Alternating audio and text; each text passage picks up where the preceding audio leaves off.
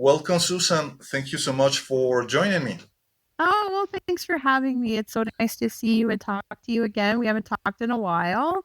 Yeah, and we were going to also have Massimo join us, but unfortunately, the gods of the internet did not favor us Yes, yeah, this evening. the gods of technology for sure, and the internet just didn't work out this time. But maybe next time, maybe with my computer, or we'll Hmm. see what happens. But Right. I mean, it's unfortunate because Massimo is like he's the guy to talk to about the UFOs, but you got me. Well, we have plenty of to talk about Sure. UFOs disclosure. Like, for example, the first thing I wanted to ask you guys, and I'm going to ask you now, is: have you been following the latest news and developments in American disclosure? I don't know. Have you seen there was this? It it looked like a congressional hearing, but I guess Uh-huh. it was more like a panel, like a Mhm. town hall like panel promoted by the UAP Disclosure Fund project. And there was Avilov and other people talking. Avilov asking for $1 billion in order to study UFOs properly, like saying, okay, yeah, $1 billion. Now that they are cutting funds for pretty much everything in, Yes. in, in the American government. It's like I'm not against studying UFOs. I'm just not sure if the timing of seeking public funds is correct right now. So I don't know. Have you been following these developments? I follow it a little bit. I mean, honestly, I've long ago said that disclosure happened already in the 1960s when they came out with Blue Book and admitted that there were cases that defied mundane explanations that we were aware of. So they were already disclosing at that point. It's not a popular opinion, I know. But I also Hmm. know that the US government has played dirty pool with this subject, that has to be acknowledged. So, how much we should be believing or not believing, I mean, is up to the individual. And that's why I personally take it all with a grain of salt. I figure if they have metamaterials and they cannot be sharing it with scientists within other countries, or to verify what some of these people are saying, the whistleblowers specifically, then it's all just, to me, it's mythology. It's no Hmm. different than anyone else coming out and saying, I have had an experience, and quite frankly, at this point, I trust the witnesses, the average people who really have nothing to gain and a lot to lose um, by coming forward. So, but I mean, I do like. I mean, I'm online, I'm on social media, so I can't miss it. So I do see some things. As far as asking for $1 billion to study UFOs, when there's just we've got a planet in crisis. We've got so many problems to try and sort out, and people who are suffering. Don't get me started on people in Gaza and this. I mean, that's a whole other thing.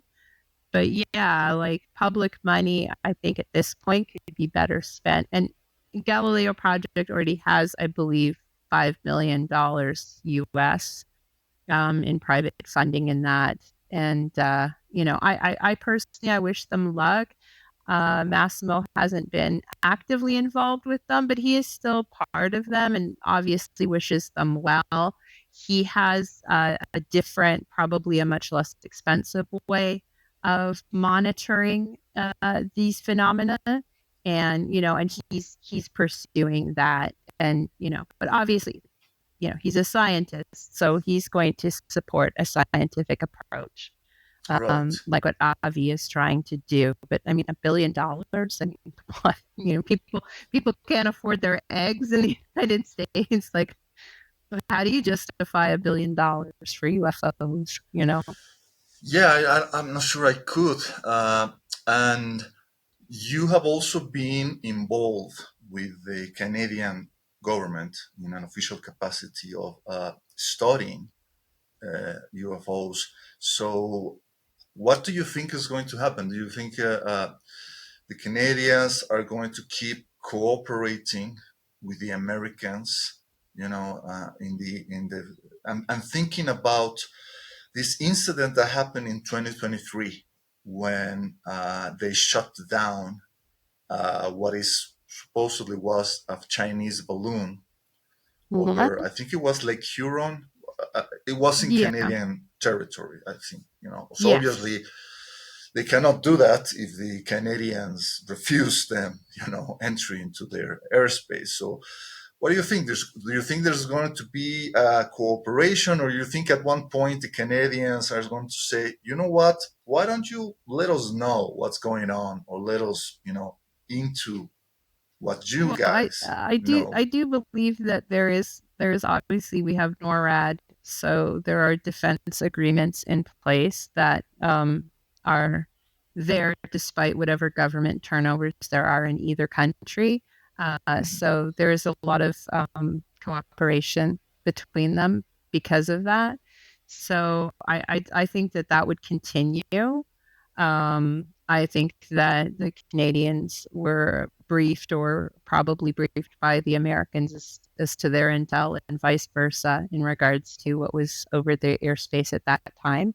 So what was really going on there, I don't know. I suspect it really doesn't have much to do with the UFOs that we kind of enjoy and love. Mhm. And probably more to do with, geopolitics and the situation in the world right now. And so I don't know um, what that would entail or be about. I mean, these things are going to be classified and they're not going to be, you know, in the public purview. But Right. with Canada and Canadian Disclosure also, like, they began sharing UFO reports pretty much at the time Stanton Friedman came to Right. Canada to live. I think he kind of set a bit of a precedent in the United States, and they were like, "Oh, this guy's coming, so let's get rid of this backlog of reports that we don't know what to do with." And I believe they ended up initially in universities. And you can, there isn't the freedom of information per se as they have in the United States, but a lot of these reports have been declassified and they're available to researchers. Chris Rutkowski putting Chris, together a right. lot of the Canadian UFO reports and collating them and into this database. And even in then, and I think Chris would tell you, it's, a couple of times in the old days he actually got faxed some top secret stuff by accident. Hmm.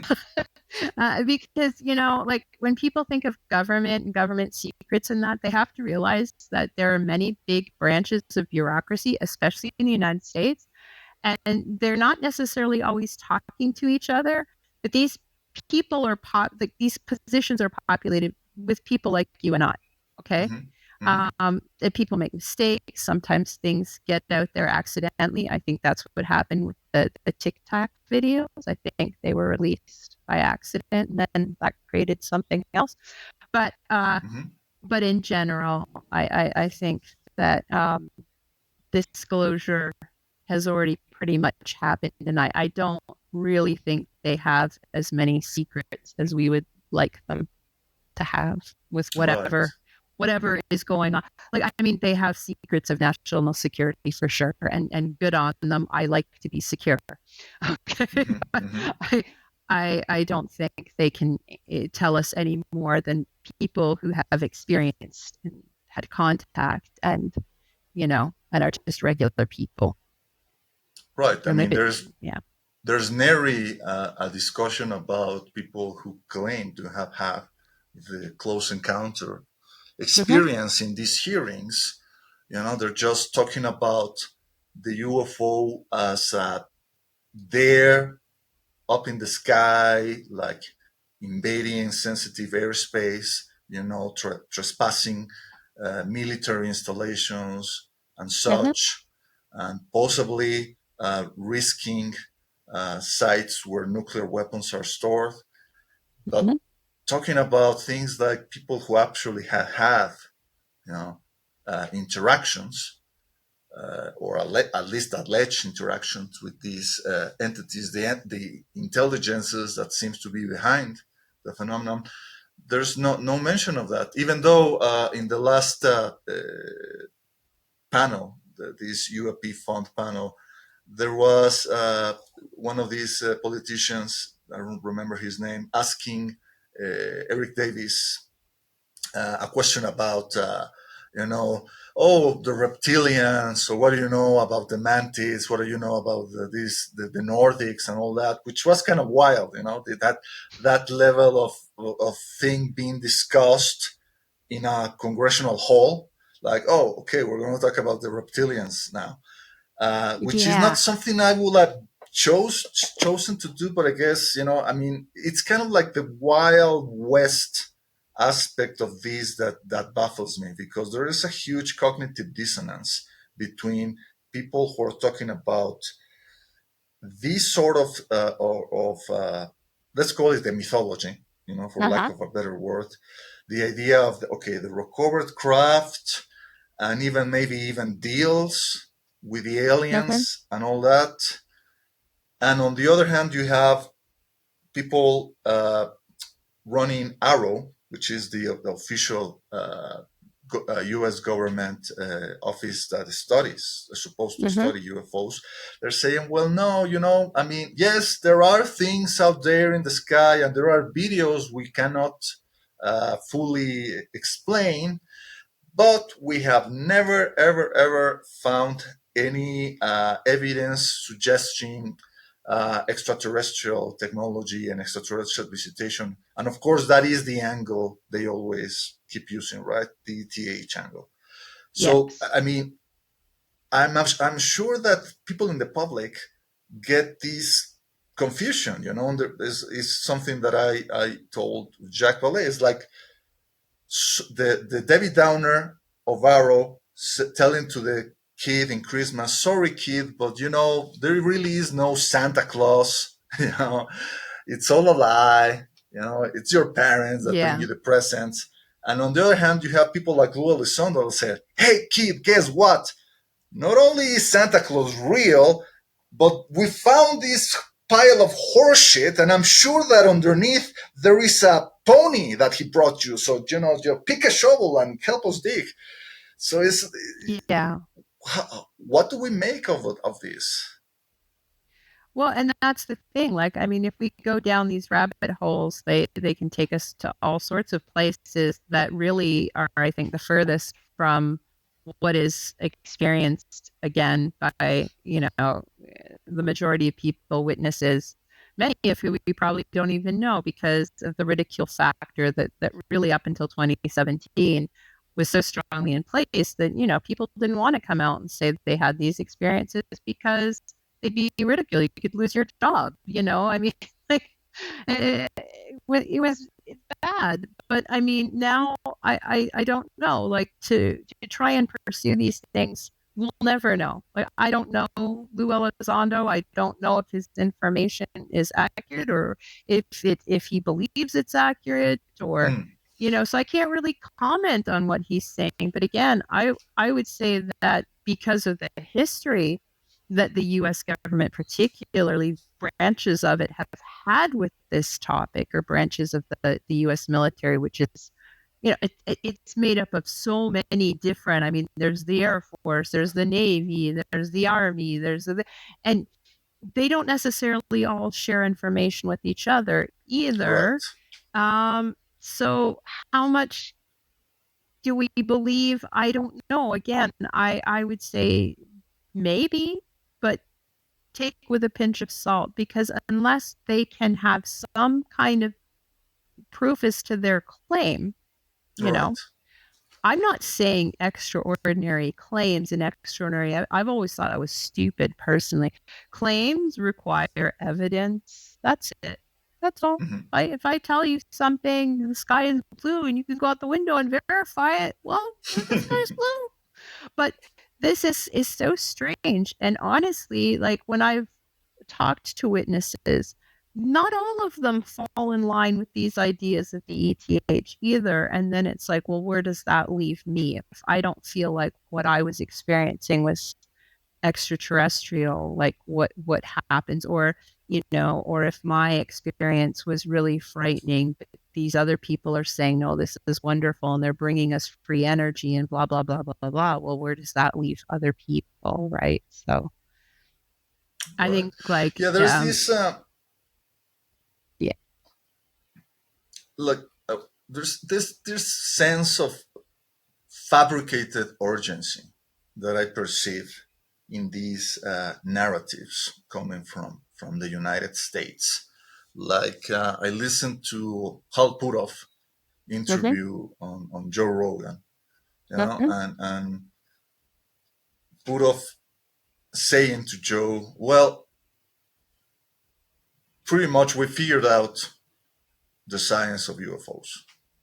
It's no longer a science issue; it is an engineering issue. That the science that we observe in these objects that we can explain with our theoretical physics, according to him, is beyond our engineering capabilities. But it's not going to be beyond our capabilities for very long. And we need to make sure that our competitors, the Chinese, the Russians, don't get ahead of us in this new race, between Mhm. different countries that is now apparently being developed.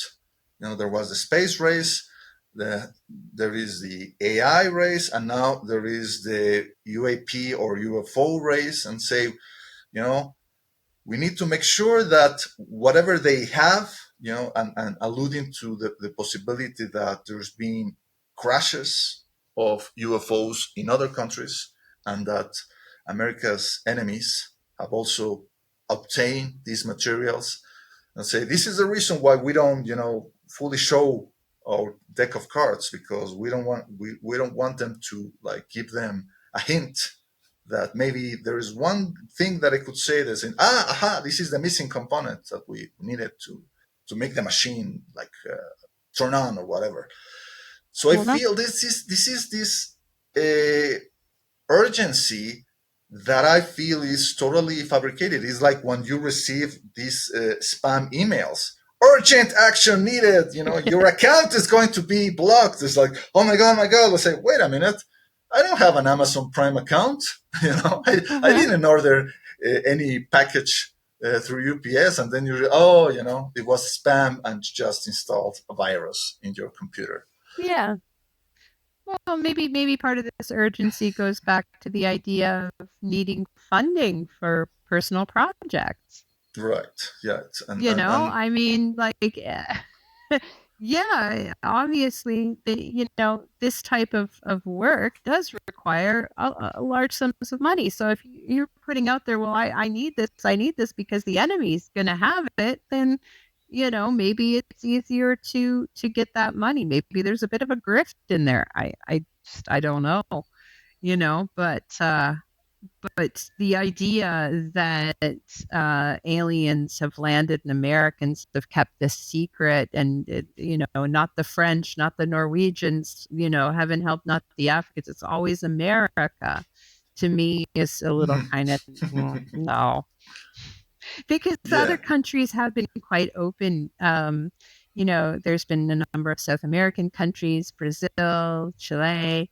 France has Mm, an actual government body that has been around for a couple of decades now that has looked into UFOs. Norway has disclosed. I mean, disclosure has already happened, but I do feel mm, that certain branches within governments, particularly the US government, have used the topic for different reasons and not right. necessarily what we would want, right? I think Right. they do know things. I do think they have things, but their purview, like with these bodies, is national security. And if they find something isn't really a problem for national security, it gets kind of pushed away if they don't know what to do with it, right?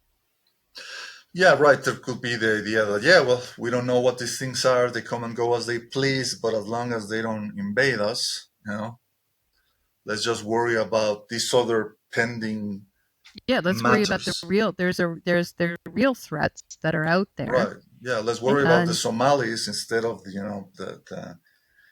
like UAP like flying. exactly. I mean, there are people that there are countries in the world that do not have America's best interests at heart. Right. And if their national security apparatus were to fall apart, would be a big disaster for them. So Yeah. I feel that that's what they are concentrating on, and that's what they should concentrate on.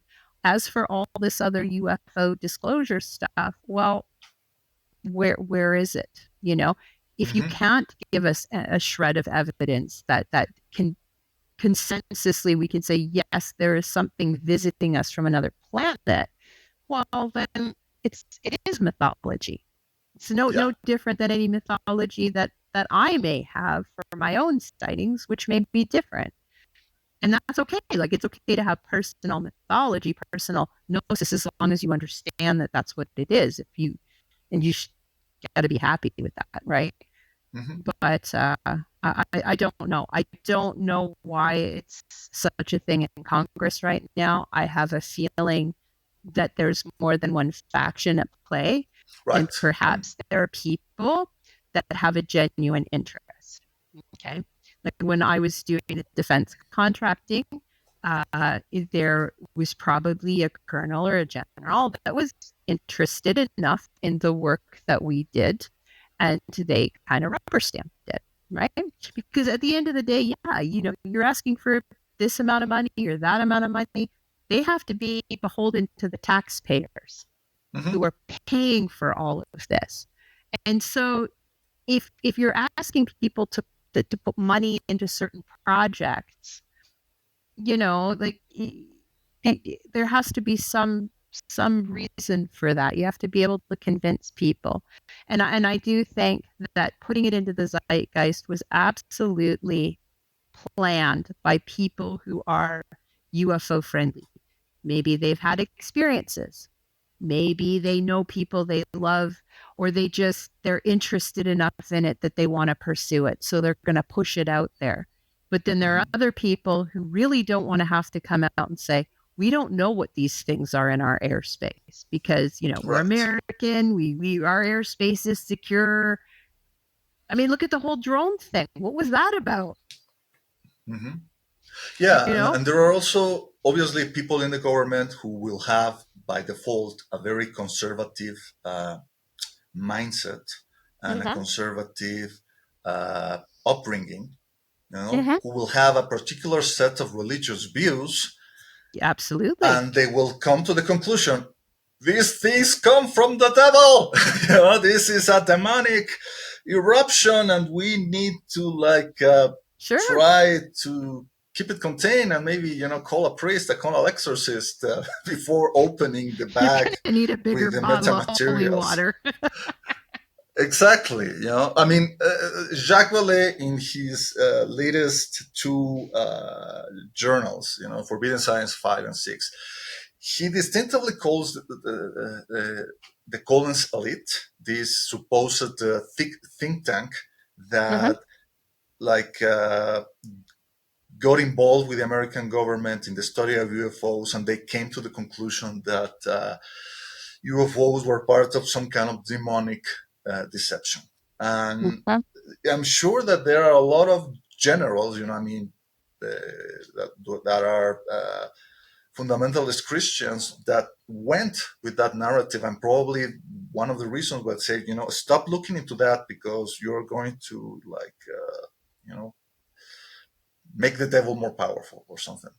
Exactly. There's that component. There could also be the component that, if you are saying that your airspace is vulnerable to something that you don't understand that is coming and potentially harming your citizens, and there's nothing you can do about it because you don't know what it is, that's admitting weakness, right? Right. And then there's a very real terrestrial kind of consensus reality threats to the United States, has enemies, and you don't want to give that information out either, or maybe you do in a sense of false narratives with UFOs. So Hmm. there's a whole mess of things out there that could be brewing in different cross purposes. So, getting back to it, like, am I following these things? I follow them as much as they pop up in my social media, and I can't because I love the UFOs. So I do read, but I don't go too deep into them. Like, Hmm. and why like reptilian aliens are being brought up in Congress. Well, I didn't think I'd live to see the day, but here we are. So I mean, I think it's part of the fact that it's part of the zeitgeist, I think, of our era, that people, it used to be that people who were very much into conspiracy theories were left in the fringes of society, right? Maybe mhm. for the better. I don't know. I mean, I speak that as someone who is in the fringes too. I'm an outsider by default. But now we're seeing that those kind of people are gaining key positions in government. So Mhm. now people who believe that JFK was killed by some kind of like plot, and maybe who also believe that 9/11 was an inside job, those are the people who are filling seats in Congress in the United States. And of course they also have read about the reptilians and the alien underground bases and the hybrid experiments, and it's kind of weird. It's like saying, okay, yeah, I love the UFO topics and I love these ideas. I mean, from a I don't know, phenomenological or sociological point of view, not because I believe them, but I'm not sure I want those kind of ideas being discussed in Congress. I'm not sure I want people who believe in reptilians running things, right? Yeah, like I'm not sure it's a Or good people, combination. like, I mean, if you feel you've encountered something like that, and I'm not, because remember, I'm also, Right. from my own spiritual path of being the author of The Cosmic Witch, can say that sure, I don't Yes. discount the idea of reptilian aliens, but I Yeah. don't think that Yeah. they are Neither should I. physical Yes. reptiles, salamanders flying little spaceships into. No, but at Hmm. the same point, you want people who understand that their faith and their religious views and that need to be separated from their governmental pursuits, right? I mean, these are things that are unprovable outside of what I'm trying to say here is there may Yes. be some realities to these things, but in general, no. And you don't want people basing legislation on notions of reptilian aliens living in underground bases for sure, because there's no actual physical evidence of these things. In Yeah. fact, there's no evidence for the ETH at all beyond now. Where I correct myself a little bit there is I am interested in the work of Dr. No. Beatrice Yeah. Villarol, Well. Yes. because she has found these strange anomalies on these plates before there were any satellites in the sky, Hmm. and correlated them to the 1952 Washington D.C. UFO wave. Now, that's correlation doesn't mean causation. And we don't know what these things are, but they are statistically meaningful. And in that case, I would say there's something interesting that's outside of our Earth that is going on at the same time. Now, I had I had the opportunity, I should say, to ask her, is there a plan to look at maybe other types of things like, for instance, the angels of Mons, or different types of outbreaks of potential UFOs pre 1950, when you start seeing all these satellites Hmm. and these strange anomalies. And she said that they are doing that type of historical work, but it takes a long time and manpower and monies and things. But I find that really interesting. It's like something was happening that was anomalous, outside of our atmosphere at the same time that was. But beyond that, no. I mean, I used to love believing in the ETH because I grew up with the Apollo mission and Star Trek. And I really Right. wanted the Star Trek universe. And I kind of went with the ETH after my first UFO experience when I was 23. I was buying into that. And then it wasn't until many years later that I started really questioning, why am I so convinced that aliens are visiting Earth? And I realized it's because I want that. Right. It's something I want. I want to know we're not alone. You know, I Yeah. want the Star Trek universe where we're all cooperating and doing our little missions in outer space and avoiding Right. the And also Klingons. because the Star Trek universe is something that makes sense to us. It's something that we can comprehend. Yes, And yeah, yes. for sure, a lot of people who are involved right now with the disclosure narrative, Okay. they have come on the record to say that they grew up watching Star Trek when they Mm-hmm. were children, Mm-hmm. right? So I think there's a lot of projection of those expectations in their approach to the UFO topic, and there are a lot of projection and anthropomorphization of the UFOs, not only their origin but their intentions. Mm-hmm. On the earth. Like, listen to Avi Loeb. He seems to be totally convinced that whatever UFO activity we observe in our planet is the result of AI, automatic probes that are Mm-hmm. surveying our planet, that these little probes were being sent by a big uh, orbiting mothership, or maybe a mothership that just passes by the solar system and sees all these little probes along its Yeah. way.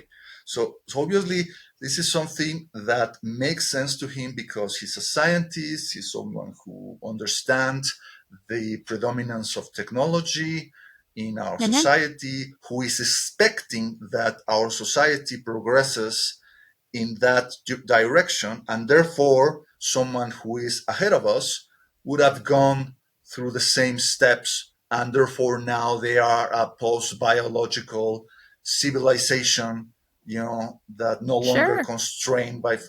But I mean, like you said, this is just living out these little sci-fi fantasies that Yeah. we had And as and children. and exactly. And the idea that that it's always, well, it is. It seems to be anyway. Like in my work with Dr. Eric Willett, and which culminated into the book Illuminations. Illuminations, yes. We've discussed how the UFO always seems to be technologically just a little bit more advanced. So people are seeing the airships, and they're seeing them about 10 to 15 years before airships were commonly in use, or the Swedish rockets, the mystery rockets. They're seeing them just a few years before the actual rockets are in use, and so forth and so on. You know, so it seems to be that way. But if you start thinking about the idea of it coming from an alien species, or never mind the humanoid, there's thousands of them. We've got a whole galactic federation visiting us. But nonetheless, it's like, would beings, even if you had the conditions of life exactly as they are on Earth, somewhere else in this distant star system, would their technology develop on the same way, exactly the same way as we have as human beings? And then they come visit us, and they're only just a little bit beyond what our imagination can Hmm. handle. And I don't know. I don't know. But I do speculate that maybe one of the functions of the UFOs themselves is maybe to inspire these engineers, like Star Trek inspired us. Like my communication device here, my Right. so maybe part of the UFOs is to create us to dream and imagine these things and then maybe build them. I don't know.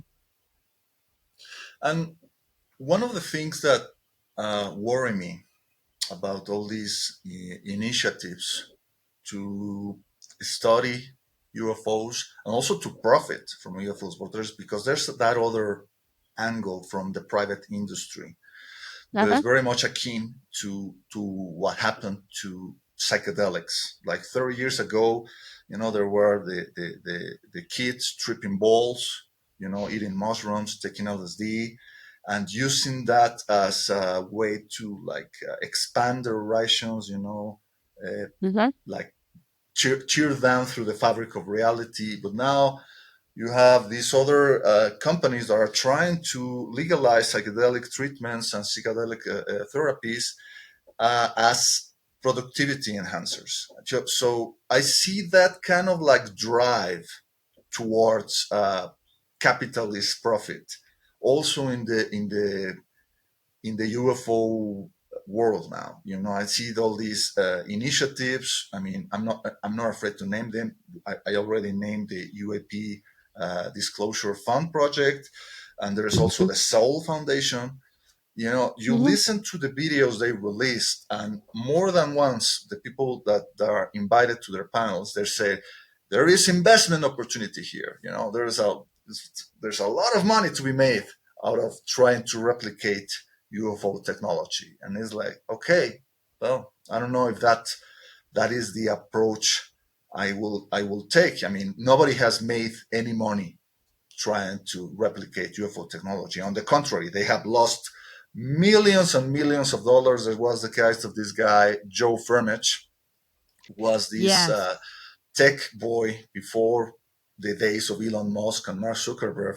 And he had Yeah. a really interesting close encounter experience that was Uh-huh. almost identical to that of Joseph Smith, the founder of Uh-huh. the Mormon Church. And by the way, this guy, Joe Furmach, is a Mormon. So there Uh-huh. was that interesting parallel. And then he went out and create these companies that were focused on trying to develop anti-gravity and develop, Uh-huh. saucer tech. Hal Purov was involved there. He omitted that. He never mentioned that to Joe. How he developed all these theories about zero-point energy and anti-gravity, and Furmatch invested millions and millions of dollars, and they never got anything off the ground. Anything. Yes. And So isn't that the same with Tom DeLonge, the rock star guy? Like right. I mean, I think that he put a lot of money into trying to get this off the ground and hiring people like Hal Puthoff and that. And I think he probably lost money on that because I don't think it exists anymore. Like the discovery. They exist as an entertainment company, Yeah, and I personally which is feel they were cool. Cool. always they were always an entertainment company. That was that, Yeah. but there was only the academy part that was kind of like a facade to try Yeah. to lure investment. And they, for a while, they asked average Joes interested in the UFO phenomenon to go and invest in their Hmm. company. I think that the minimum they accepted were $200. And I remember at the Hmm. time, Greg Bishop and I and other people were saying, well, maybe we should just, get together and chip in and put on the $200 just to get like access to see what kind of like information they give to their stockholders, right? Hmm. But I mean, I don't know if you remember how they actually showed a pretty cool render of like an anti-gravity spaceship with their logo on, right? And they're saying like implying that the study of UFOs was going to eventually lead into developing that, Hmm. like saying, look, trust us with your money and give us enough time, and we'll figure out how to build your Star Trek Enterprise version 2.0, you know. Mm-hmm. Uh, but of course, yeah, that never came into fruition. They actually had metamaterial, the famous arts parts that were sent to Art Bell for someone who said that their father had managed to retrieve it from the Roswell crash, and Mm-hmm. then it fell in the hands of Linda Moulton Howe. Linda Moulton Howe donated the part, to her credit, good for her, Yeah. because TTSA promised that they were going to give the part to the Army, to US Mm-hmm. Army, in order to study it and to see if it got anti-gravity properties or if it got some kind of like energy carrying the properties, because they kept saying that, oh, if you submit the part to terahertz energy or something like that, which doesn't make any sense. And I'm sure that Massimo will say, that's gobbledygook. Yeah. It kind of like has some anti-gravity properties, but of course, after years, the army said, "Nah, it's interesting, but it's nothing." Not I that mean, interesting. it's Yeah. not that interesting. It doesn't have the properties that they thought they had. It may be Mm-hmm. still worth investigating because apparently the chemical composition, the bismuth, and the way the layers were put together, it still Mm-hmm. makes it something that is definitely engineered, right? Uh-huh. But just they don't know why someone would make something like that. It's the same with ballet, and said, okay, I found these pieces, the piece from Ubatuba, Brazil, and pieces from, apparently he found one from the Socorro crash. No, it wasn't a crash, it was actually a landing. Uh-huh. And they have studied these parts with the help of Dr. Gary Nolan and their Mm-hmm. partners in Silicon Valley, and they find these interesting properties, these different isotopic ratios that are not found in nature. They are not found in outer space, and say, okay, someone, for whatever Uh-huh. reason, decided to make this material in such a way. We don't know why. Uh, but yeah, I mean, it's to me, it's interesting, this Uh-huh. new interest in the private sector. Definitely something that I didn't see before, in the 80s or the 90s, or even before that. I mean, there's always been an involvement of the private sector in ufology, with all the Yes. groups, right? Before MUFON, there was APRO and NICAP, on all these groups that Mm-hmm. were trying to, I guess their objective was only to show that UFOs were real. And then they also began to have an emphasis on trying to show that the American government knew more about the UFOs that they let on.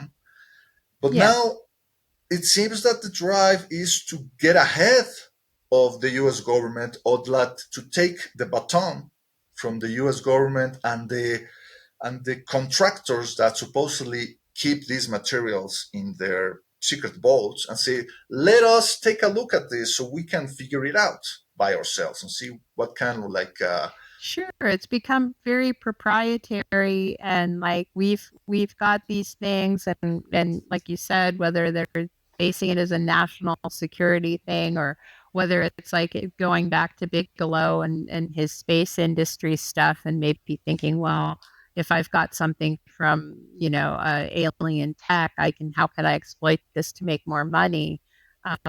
Yeah, I think that that is more of an American thing. Like, I don't really like. I know that there's some Europeans involved on an individual level, but I don't really see that happening here in Europe, either with the union or even the individual countries that I'm aware of. mhm. That seems to be more of an American thing, and like, and I think that's where what sets people like Massimo apart. Like, I don't want to put words in his mouth, but I know that from his point of view, he just wants to advance human knowledge. Like, he has spent a lot of time and his own money trying to study these things and trying to convince people. In fact, speaking to the Euro Parliament in 2010, I think it was, trying to convince them that there is something here worthy of studying. But it's the idea of advancing science, and that should be open to everybody, and not just something proprietary to try and make money or to get a leg up on another country that's a presumed enemy. Right? I think that's really an American thing, Right. well, And capitalism, right? capitalism, right? Yeah. And aside of that, I mean, this is something that I wanted to ask you, you both. There is all these initiatives to study UFO scientifically, which obviously I welcome. But Mm-hmm. on the other hand, I always feared that in their attempt to try to like make the UFO phenomenon fit into a certain paradigm, they are Mm-hmm. leaving a whole chunk of it outside, behind. I'm Mm-hmm. talking about the stuff that you and I are in love with, the high strangeness stuff, the stuff that doesn't fit the scientific paradigm, that science really cannot understand or Yeah. cannot know how to even approach it. You know, and this is the thing that Valet and all these other pioneers ended up facing. Like, okay, this is something that really goes beyond the the the paradigm of science. How do we manage to traverse and go to the other side to see what's out there? Well, exactly. And see, that's the thing with the scientific method. It's reductionist. So, and it's good. Like for the physical world, go science. But some of these other things that are going on don't fit with consensus reality at all, and maybe more in line with a personal gnosis, or how a person, how a sighting affects people's lives afterwards and things of that nature. And some of this stuff is so bizarre that there's really nothing science can do with it, because it's outside of the physical realm. So, I mean, I know with Massimo, he is very interested in these things, and he is interested in consciousness. But his own personal studies is going to be based in his training as an astrophysicist, right, or Hmm. as a physicist. Hmm. Um, but yeah, no, it's unfortunate that we had those technological problems. But I was going to suggest, if you do have some questions for Massimo, maybe write them out to him, and if he can write them back to you, you could maybe add them in an article or something, a companion to Yeah, this, we or could maybe, probably do yeah, that. Yeah. Hmm. yeah, because I mean, like for him, yeah, there is that difference, and I can say, like, you know, often I hear him say things, this wouldn't happen in Europe, but uh, but he does really believe that there is something worthwhile. Like he has faced ridicule, he has had hardships in his career pursuing these things, and like he has gone out to crop circles, he's gone out to these places, he's talked to people, Right. much like valet. And it's not an easy road to walk, especially when you're an academic. And but he very much is a defender of science, which I really think is needed right now, the way that Hmm. the climate is going, especially in the United States there. um, but there's only so much that you can do with that, when it Right. comes to the high strangeness, like you Right. said, like there is some real weird stuff going on. Right. And Massimo, as someone who has personally investigated Mhm. UFOs, who have you and he have gone to places like Hessdalen in Norway, Yes, yes. which is a hotspot of activity. It has been a hotspot of UFO activity for the last, I don't know, 50 years or so. And Mhm. obviously, he knows, but from experience, that if you look into this phenomenon, the phenomenon is going to end up looking back at you. So there is this Sure. reflective quality, and I'm not even sure if someone like Avi Loeb is prepared for that. Is prepared for having a hitchhiker effect invading his, class in Harvard, or messing up with these instruments, that is trying to install all these sensors. So Yes. there's that aspect that obviously there are those some of those people are aware of that because of their previous experience at the infamous Skinwalker Ranch in Mm-hmm. Utah. Uh-huh. Eric Davis, he literally was possessed by some kind of Yes. like alien intelligence and started to, speak in tongues. This is something that in the spiritually seen of the 1800s was, it's run of the mill of yours. He's been channeled possessed by a spirit. Uh-huh. But that's not something that is part of the scientific process. It's something that Yeah, is no, all. it's outside of that. Mhm, Um, you know, and therefore it's like um when Massimo is using his instruments to measure things, he's looking for its effects on the physical environment, right? mhm. So that is one component of what is happening because it does leave physical traces on people, whether it's on their body or their psyche or the ground or the very environment around them. There is a physical component to this, but then there is also the psychical processes, and what do you do with that, right? Right, Like, what do you do with a person who all of a sudden starts speaking in tongues? Well, there's that you can't really explain that from the scientific method. So right. there's more to it than just that. But there's also the idea that when you're dealing with witnesses, that you have to be very careful, especially people like Massimo, because he's seen as an authority figure. And you don't want to maybe, accidentally harm people by reinforcing something that might be actually very traumatic or frightening.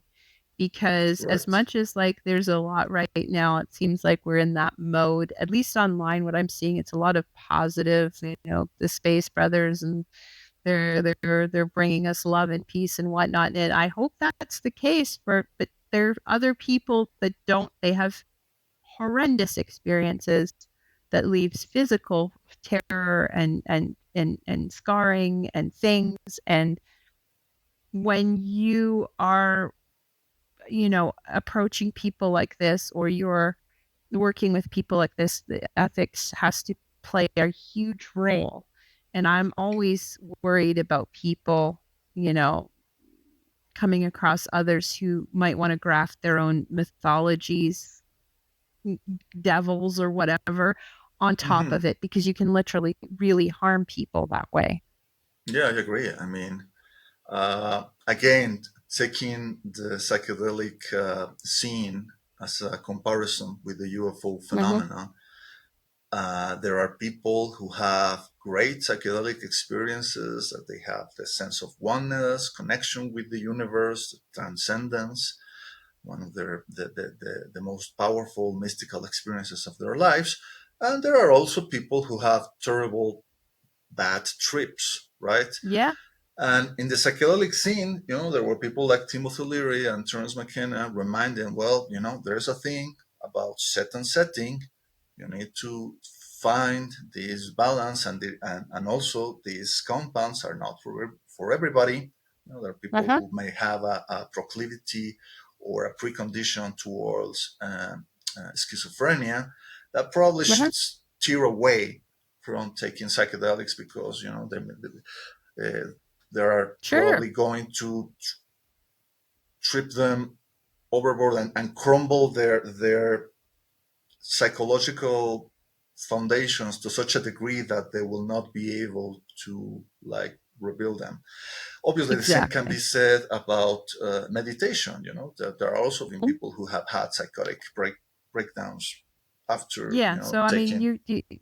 when you're dealing with people who have had these experiences, you have to be very careful and aware of that. Mhm, Um, the UFO witnesses themselves. So there's that component of it as well. mhm, And you had mentioned before about reptilians being brought up in Congress. I mean, if you have somebody who is convinced of that as their reality, and then you have a politician in Congress bringing this up as an absolute reality or a potential reality.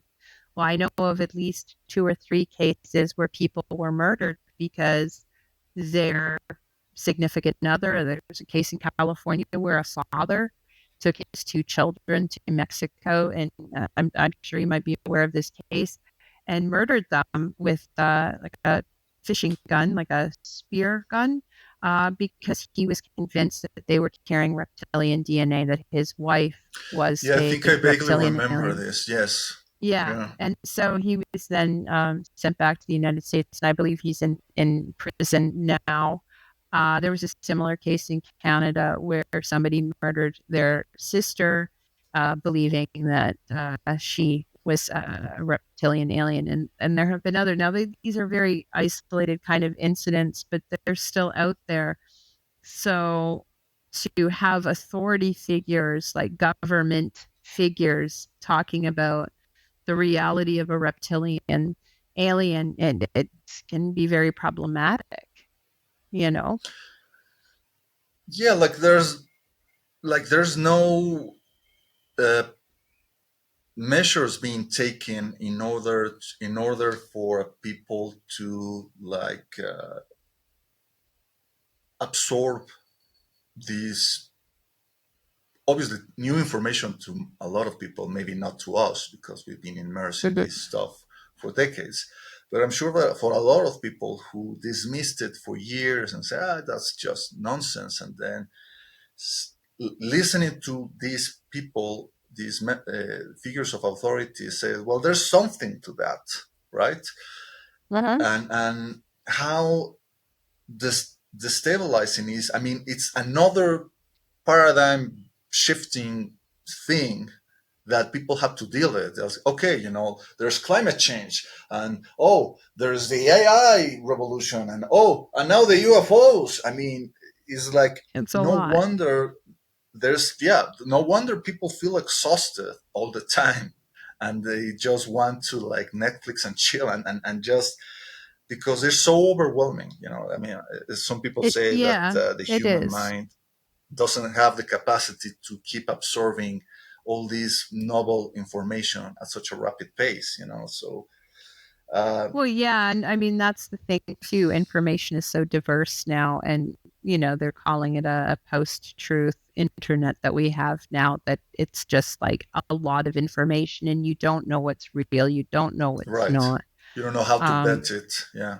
Yeah. Like, I mean, I guess one of the positive aspects on the flip side of the coin is that by having these hearings in Congress, it does, at least they're acknowledging there's something going on. So therefore, people that might have been too afraid to come out and speak their truth now, it's a little bit easier for people, you know. I've had, for instance, like my son-in-law, who's never really been interested in UFOs, and he's kind of on the skeptical side, come up and, seeing all this information now out in the Congress, and it's like, do you really think there's something to this? You go, yes. Duh. Hello. Yeah, there is something to it, but it's probably not exactly what they would like us to think. Right. So I don't know, but yeah, it is there is a lot out there at the moment that is coming fast and furious. And I think on the I was looking earlier today, and there was on social media, and I think it was in the Radio Mysterioso group, about a UFOs are menacing these air bases, and there was a case of a I don't know if it was a F-18 or whatever. It was some Oh, yeah. military jet had a collision with something that was unknown. But of course, they're framing it almost as if it's a spaceship that it's collided with, even though it's just hit an unknown object. And Yeah. I'm wondering, like, does this maybe have more to do with the diversionary tactic of the fact that the FAA is dealing with so many, outdated equipment, not enough air traffic controllers. Well, surprise Right. if something hit a drone. There's been a number of air crashes lately in US airspace.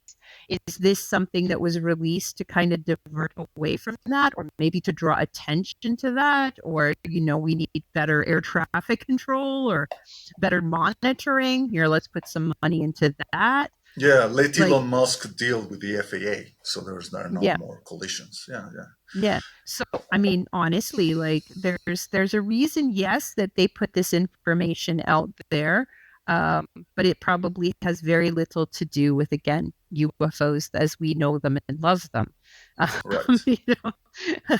So, Yeah, I feel that the people who really are interested in the UFO aspects that we all love and know are not to be found in Congress, are not to be found in these for-profit initiatives. mhm, I think there are people coming from the humanities, people that mhm, are, being guided under the banner of people like Jeffrey Kripal mhm, and all the people in Rice University that are forming the Archives of the Impossible, which was originally founded as a way to store and archive mhm, all the files that were gathered by people like Jacques Vallée, Whitley Strieber, but mhm, they are also like giving those scholars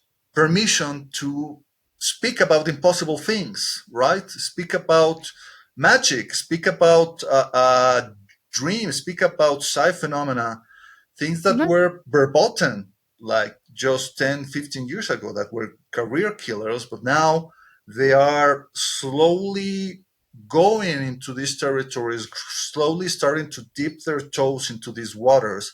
And I feel that that is a good approach. That is something that is certainly needed and is going to be even more needed if these developments continue to destabilize our paradigm even further. sure. And I think I also like the initiative, the SWAPs, the Society for UAP studies, which is a multidisciplinary approach. And I think that Jeff Kripal is also on the board. Massimo has actually given a course, and I think Diana Pasuoka will be as well, or doing a lecture for them. So, I mean, you can't really blend science and the humanities, but what you can do is you can try to inform each other through initiatives like that, where you're exploring different academic approaches to the UFO problem. Um, so I appreciate that, like that they're trying, and of course with the archives of the impossible, it's important to preserve. I view myself as a keeper of stories. I investigated UFOs for more than 20 years, and this information, these stories, these reports were very important to me. And I did allow for the high strangeness. One of the reasons why I never really joined MUFON, and I had some good MUFON experiences as far as friendships and that went, but as an organization, it's because I felt that they were too focused on nuts and bolts, and they didn't, and they would kind of filter out uh, what didn't fit with the ETH or sounded a little too woo, so to speak. So, and I like to take that all in, because I think that devil is in the details somewhere, Right. in these strange. In fact, I got to a point where, when I was doing UFO investigations, that if there wasn't high strangeness, I figured I could probably come up with a good mundane Right. explanation for it. If it's not weird enough, you don't trust it, as Hans Strieber used to say. Yeah. Yeah, I Hmm. agree, and I agree the idea of you have to encompass this. Let weird also be part of the conversation, because it's like trying to just become a little pregnant. You Uh-huh. can't. You need to take take the take it whole in, Hmm. uh, And I think one of the reasons why all previous initiatives to comprehend the UFOs have failed is because they only are trying to focus on the little things that are convenient and are manageable and are Or packageable, fit, for yeah, fit with consumption. the idea of the ETH, right? Like Right, it's if it has to fit with that, and it has to sound sane enough, right, sane or not weird enough. So right. I give a shout out a little bit here to Dr. Jack Hunter and his book Deep Mm-hmm, Weird. Kripal and I and Josh Kutchin and mm-hmm, others of Barbara Fisher gave chapters to that book in which you're kind of exploring, okay, like even if you accept high strangeness, there comes a point where there's this boggle factor where it's just like, how much is too much? And how much do we take in? And it really, all the chapters make an argument for, if we're going to look into these things, we have to take it all in, yeah, all of exactly. it, no matter how much it might boggle our minds or seem completely outside of reality. It's part of it. It needs to be explored. So, Right, and I think the Academy is just starting to slowly embrace these subjects. right. I mean, taking a bit of an allegorical trip, if science is meant to illuminate uh, Mhm. the phenomena in nature, and illuminate our ignorance, but magic Mhm. is meant to like enchant our dreams and our creativity and our imagination. What I would like to see in the UFO studies is a kind of like an alchemical marriage of the sun and the moon. You know what I mean? Mhm. It's like trying to combine these two aspects of the human mind, which is obviously the rational mind, the science prone mind, but also the other aspects that are, in some aspects, maybe even more important to comprehend the true meaning of the UFOs, at least as much as can be comprehended by the human mind. The idea of Mhm. trying to combine these two aspects of what it is to be human, this Yeah, the left brain aspect, the analytical aspect, but also the other aspect, the dream sure. prone aspect. Yeah, and that's why I think it's important to explore UFOs through art, and through magic, and I mean that was my chapter was conjuring UFOs, so Hmm. which can be done. Yes. But we'll leave that for another conversation. But absolutely, like it needs more than just one or the other to kind of work towards it, if we even can. I think right now we're just at the tip of the iceberg, just scratching away a Mm. little bit at it as to where we are. And maybe that's all we can do at this point. Like it may be so beyond our senses, whatever this is, um, that we may never know. And I've made peace with that a while ago. I used to really want to know, but now I'm not so sure we can, or beyond our Right. own personal ideas, our own gnosis. So, Right. I think it was Whitley but Strieber, the one who suggested that the phenomenon is reactive to how much energy and belief we put into it. Like, supposedly, he was told by someone, deep into the government, that they had reached the conclusion long ago that uh, UFOs could enter into our reality if enough people believed in them. So that was one of the reasons behind the official cover up, Robertson panel, and skeptical's attitudes of dismissing UFO reports. But now, with all these initiatives and all these talk about UFOs in the media and on social media. And of course, it is cyclical, right? It comes and goes, it ebbs and wanes. People then lose interest if there are no more reports coming in, because that is the nature of the phenomenon.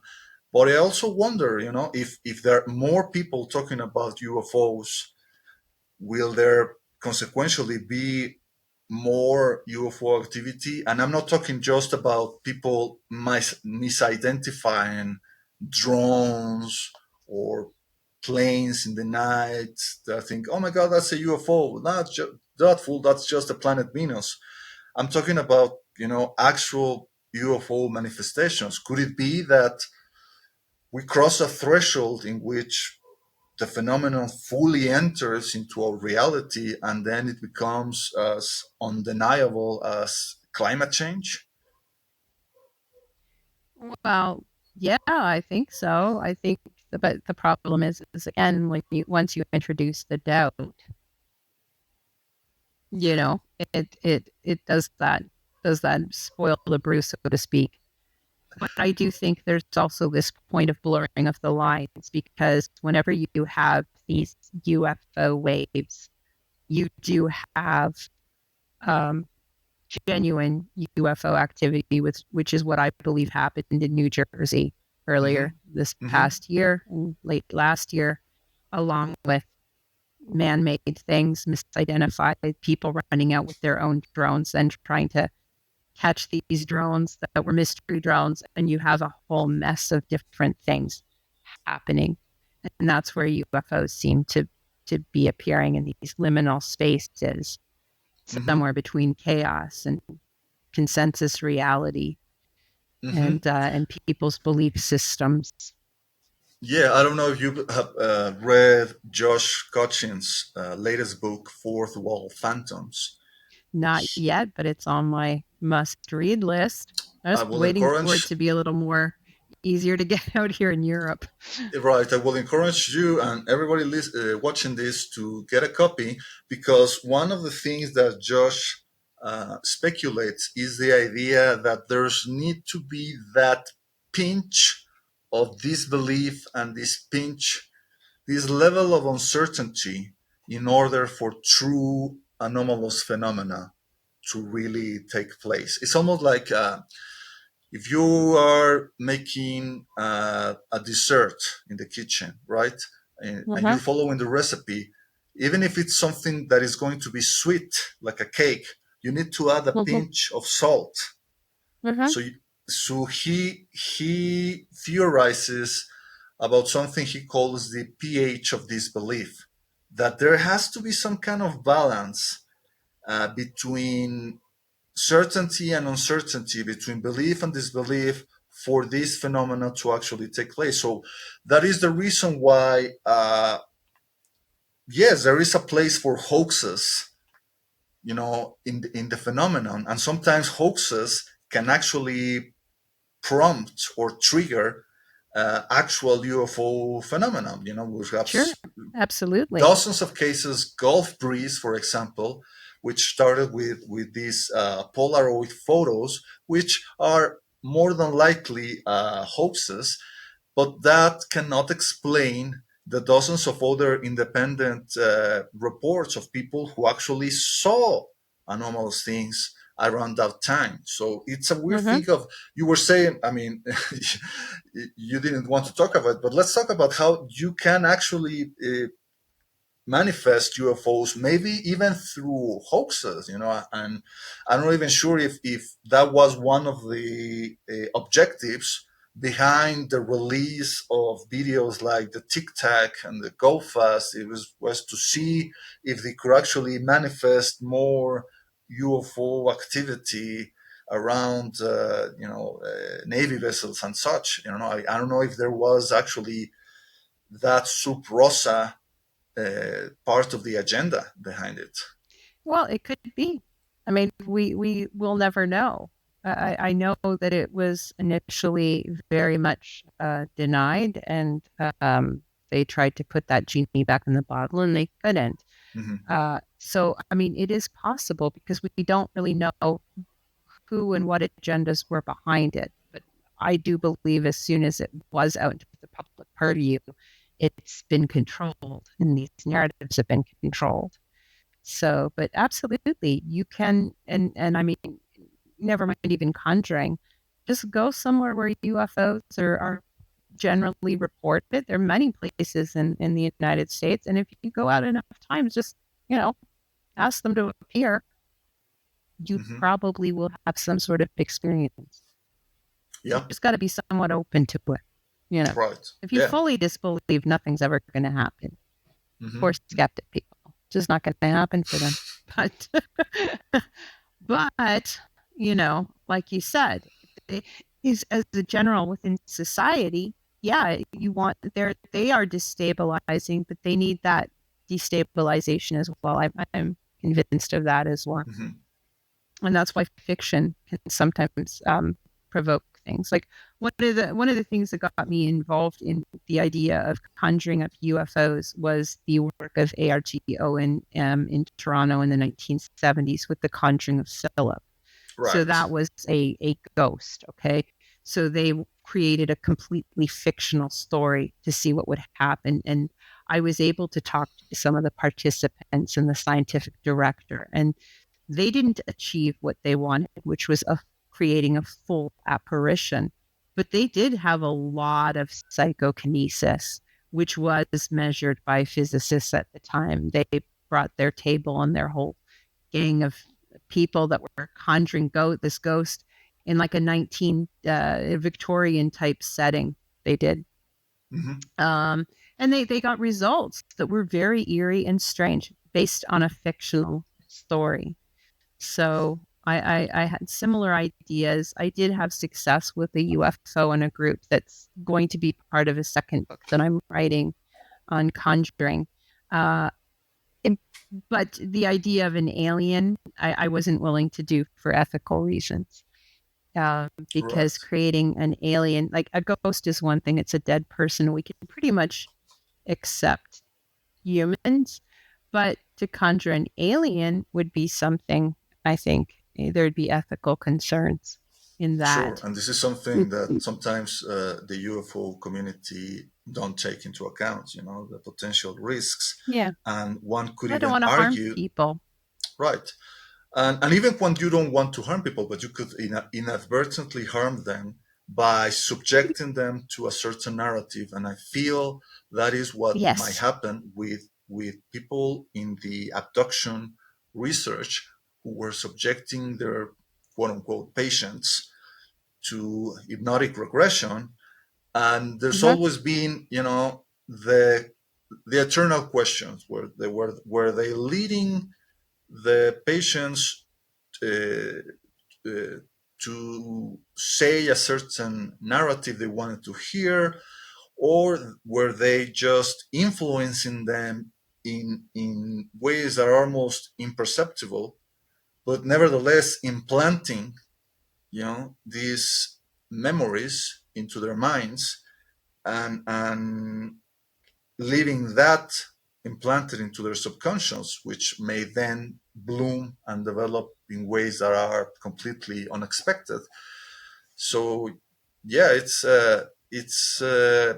problematic, but yeah, it also shows how malleable and at the same time how powerful the human mind can be, and also how much it's part of the phenomenon. It's not like the witnesses are just like passive observers. They are engaged. They are co-participating, co-creating, Greg Yep. Bishops would say, with the phenomenon. And they And may even be outside of our consensus reality at the time that they are having these experiences.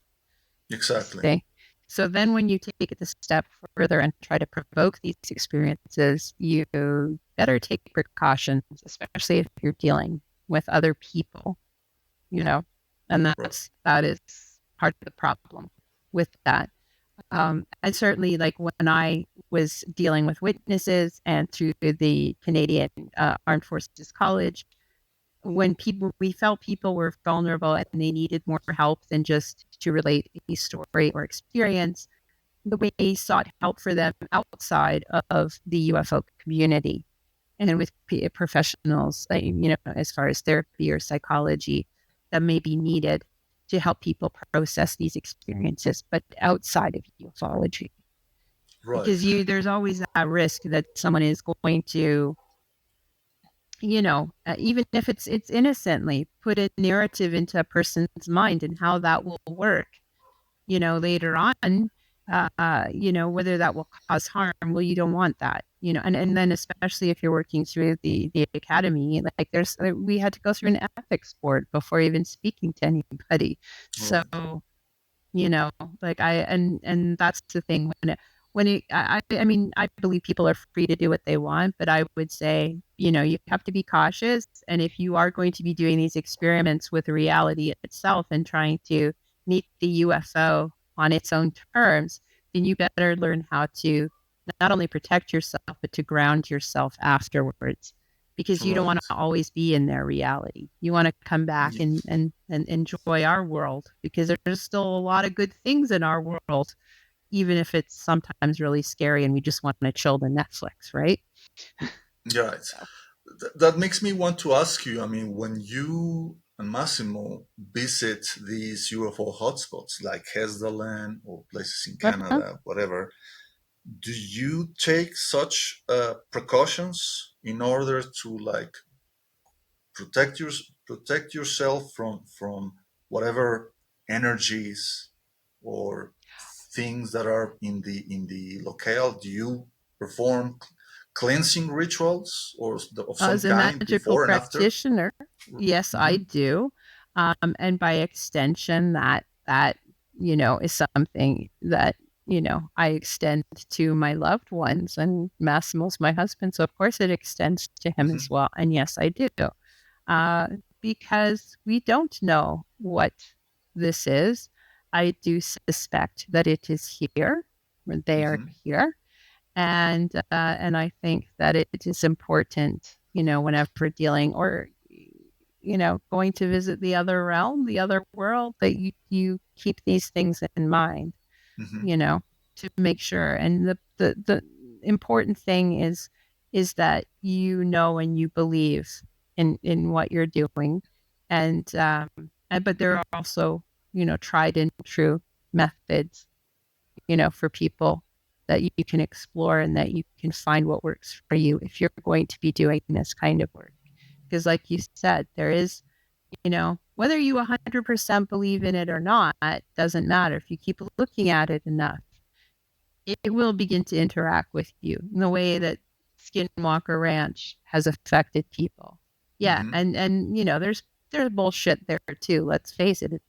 So there's a TV show there. Like, I know I helped produce a TV show back in the day, so I know that what's happening. You have story arcs and things. Well, but still, there is something there, and I do believe also that there's some real science going on there as well.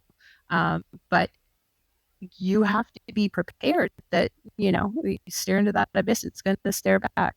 Yeah. You'll start having these experiences, Yeah. and they can't be contained. And even with a conjuring mindset, it will never work out the exact way you want it to.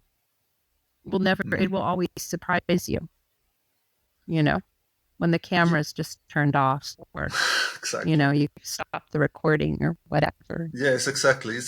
All these attempts to like catch the UFO with their pants off. Uh-huh, It feels almost like a fish in an aquarium in a fishing bowl, uh-huh, trying to capture the hand that comes from uh-huh, time to time to feed them, or from time to time it comes with a little net in order uh-huh, to catch one of them. And sometimes they retrieve the fish, or sometimes they don't.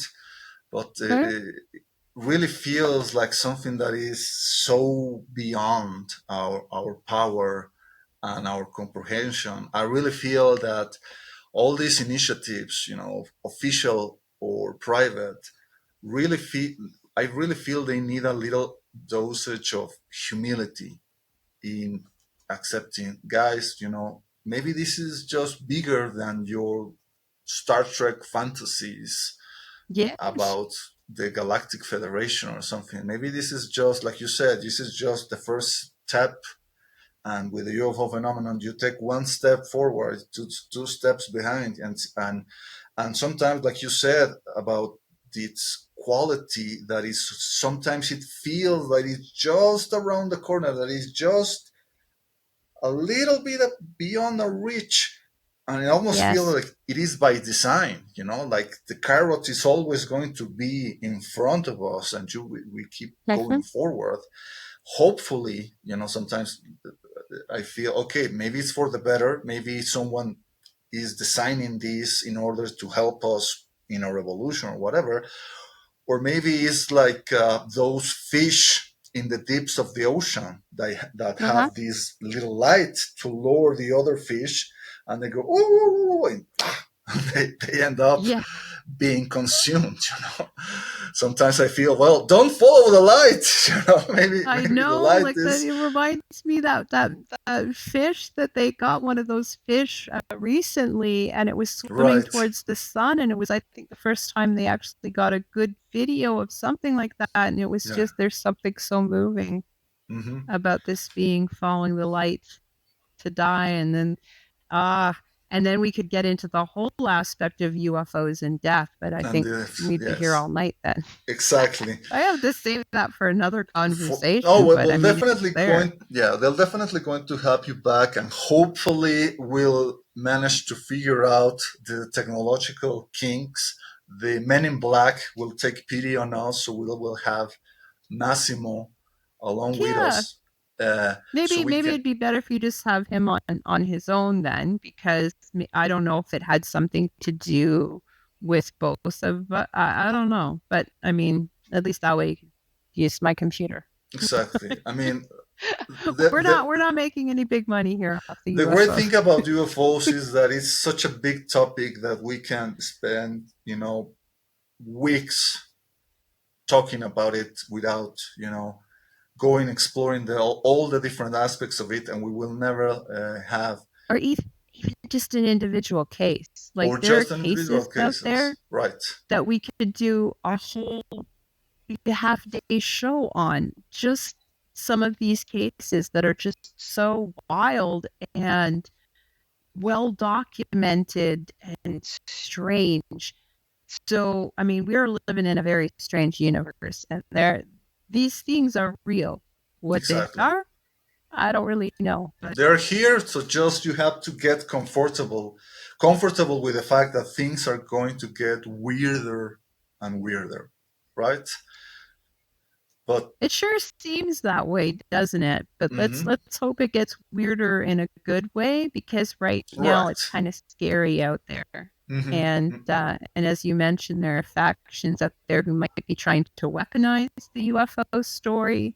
There are Yes. other people that are trying to graft on, Christian mythology, and I that's no shade on there. I know many good Christian people, but I don't really want more mythology on top of mythology, Hmm. please. Hmm. So Yeah. Yeah. We need to enter the 21st century with better mythologies, maybe, instead of just keep dragging the old ones that didn't work in the past. yeah, and maybe those better mythologies will result in better experiences for people overall with Yes. whatever this is, Yes. this phenomena that you know baffles And us. yes, and better societal development, hopefully. Well, Susan, this has been a delight, and like I said previously, the other thing that I love about you and Massimo is that you guys are the perfect symbol of this marriage of the sun and the moon. You guys Oh, managed to thank you. to get that perfect balance of, you know, keeping the rational, the science, upholding science, but also keeping the door open for magic, to creep in for time to time, Yes, because we also need that part. So 100%. thank you for joining me. And Thank oh, before you. we go, do you want to plug something? Do you have something in the works? You're mentioning the second book, the sequel I to The Witch, I The Cosmic do. Well, Witch. Massimo and I just uploaded a paper on the possibility of an afterlife, and he speculates from the Ooh. scientific point of view how the afterlife can exist in a physical space. And I support that with various religious tradition, people's experiences like NDE, with ghosts, with mediumship. Massimo has also gone and studied automatic writing and other things. So that's something we'll Ah, leave for another day. definitely. But so we've got that. That's up on ResearchGate. It's linked to my social medias. I am on Facebook. I'm on Instagram. I'm on Blue Sky. Um, you can find me there. I have a website, Susan Demeter at WordPress. I have a paranormal website, Paranormal Studies and Intuition. So Hmm. Psi. I'm trying to be clever there. And I have a Substack now that I just All started, right. um, which is Susan Demeter at Substack, and I calling it my newsletter, like my website, Out of My Mind's Eye. So mind's Perfect. eye, Well, out of. there you go, guys, and plenty of links that we're going to provide for you to check out with Yeah, find Susan me, stuff, tell me your stories. I'm Massimo I'm I'm stuff into too. it. Massimo also has his own blogs and websites and Yeah, information. MassimoTeodoranti.com, and he is also on ResearchGate. He's on Swaps. He's He's also a yeah. musician, by the way. He's also a Yes, he's a techno musician. You musician. should check his what is his Yeah, name? Totem Cup? a totem tag Ah, on Totem Tag. Bandcamp, Mm-hmm. and his electronic music, which is often inspired by his own experiences. I mean, he's a witness of the phenomena as Right. well as studying it, and his interests in sci-fi and technology and the UFOs, they all go into his music. There you go. There you guys. Yeah. Well, Susan, thank you again, and we hopefully will see have you back very soon. And in the meantime, for everyone checking this out, thank you for joining us, and we'll see you next time. Ciao.